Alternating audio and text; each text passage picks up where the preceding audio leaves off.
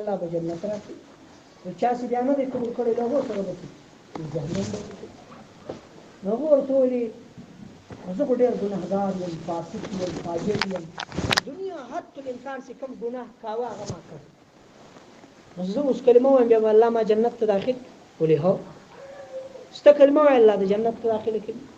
ولې له ما سره بل ملګری دی ټول یې ښه کارونه په زندګي کړي دي یو ګناه یې هم نه دی کړی نه یې بد کار او هغه چې کلمه نه وي بیا به څه ورسره کوي خدای و جهنم ته به یې داخله کوي نو ټول دا ستاسو د خدای څنګه انصاف چې یو سړی بد کوي ګناه کوي همیشه ازمن دی په هغه کې ترسوی دي او ته وایې دا کلمه نه وي الله به یې جهنم ته داخله کوي چې کلمه وویله جنت ته داخله کوي او یو سړی په خپله زندګي کې ټول ښه کړي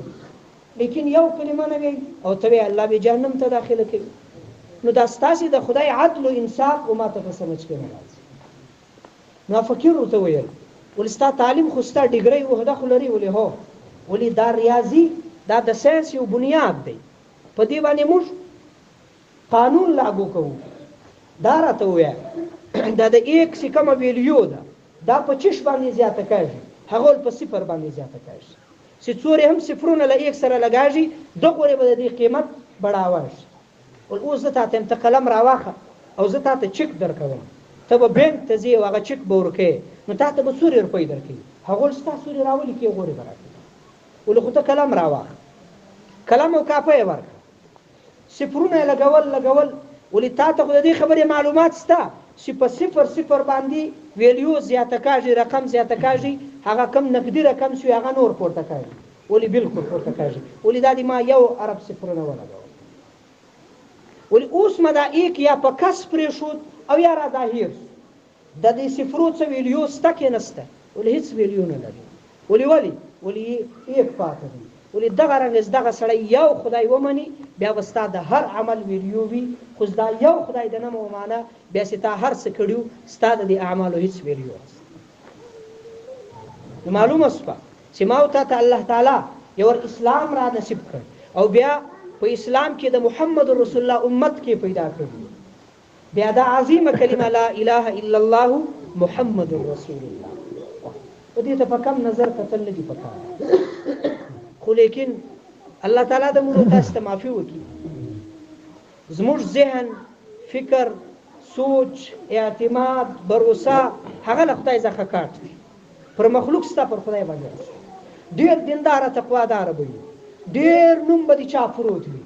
ډیر اوچت سړی وي خو لیکن چې کله د امتحان ځای راسي ته به ګوري اعتماد باور به له خالق څخه ولاړ سي په مخلوق باندې علامه رومي رحمت الله علیه لیکلي یو ډیر بزرګ سړی نیک سړی تقوادار ډیر غټ اداره مسلمان د غره پر سره عبادت کاوه زړل به او تقوا دا حالو چې د رزق پروګرام لغا براکله مړی به په بچي ما باندې وراکله لغا به برا روان یو ورځ ذهن تراله نو مړی په خپل ټیم وراکله خو یو واری د غرمې مړی نه را نو چې دا مړی نه وخت کېدله دلته سوچ ور پیدا شو چې ولې نه مړی عبادت مو وکړ چې کوم څه د کوم مطابق مکاوات څنګه ما حد مقرر کړی وخت ټول پرکه نن مړی ولې نس ول بهر راو سکله راوتی د غره په لمن کې یو غار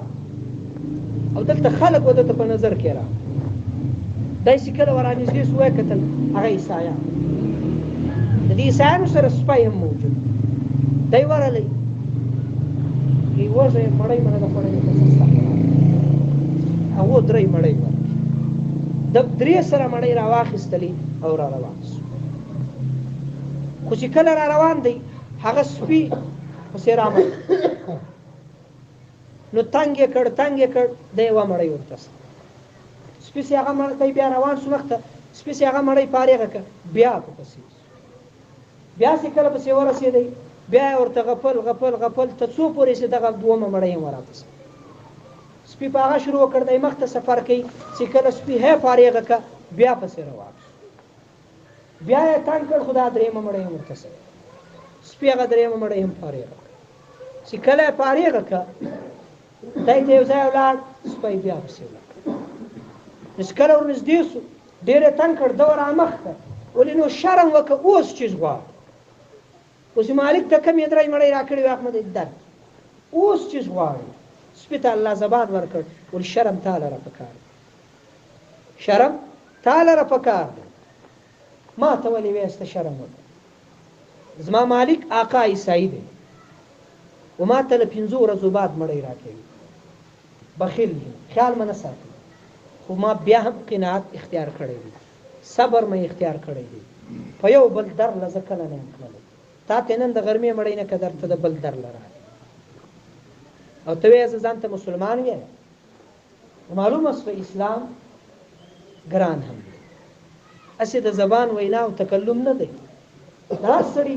خپل ځان سره حساب او کتاب آخری خبر کو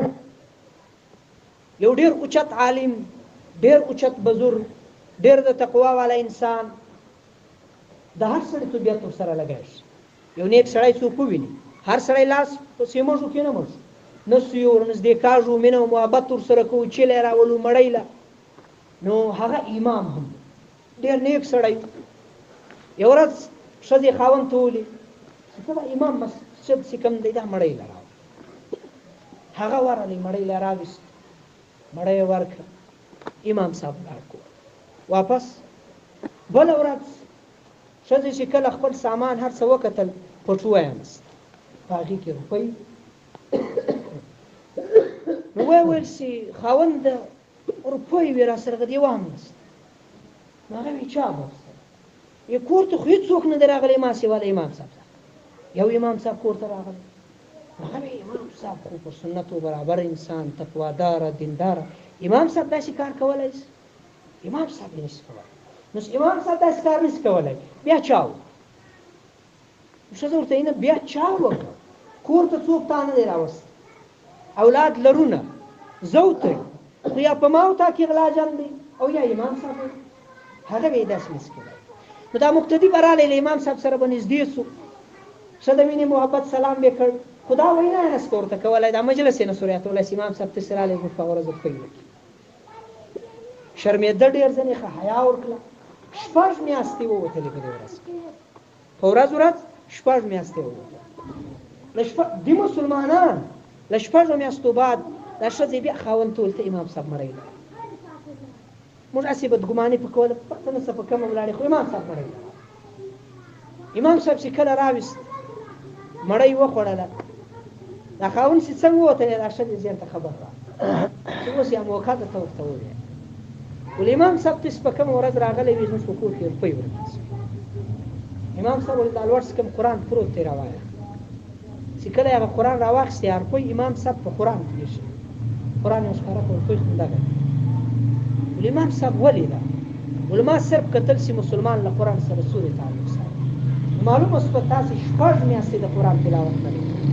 که تاسو تلاوت کړئ و په دې قران کې روپۍ پرتی وي تاسو معلومه سي خو تاسو قران درخستې نه دی روپۍ دالت پاتې نن زموږ هغه حالت دی دا مې وایي د ملا اول زما دغه حالت اسمه قران سره تعلق نس بیا به د عامه چیرې زموږ له قران سره تعلق او وابستګی نه وي